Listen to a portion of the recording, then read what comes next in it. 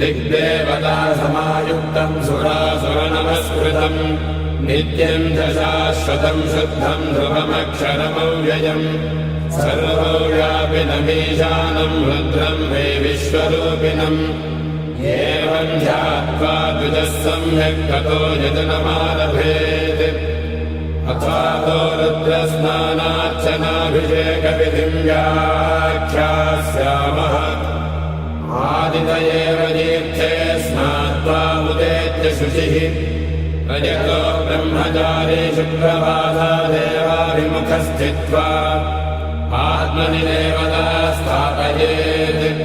प्रजनने ब्रह्मा तिष्ठतु पादयोर्विष्णुस्तिष्ठतु हस्तयोर्हरस्तिष्ठतु बाह्वोरिन्द्रस्तिष्ठतु जठरे अग्निस्तिष्ठतु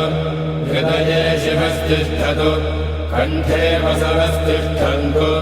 वक्त्रे सरस्वती तिष्ठतु नासिकयोर्वायुस्तिष्ठतु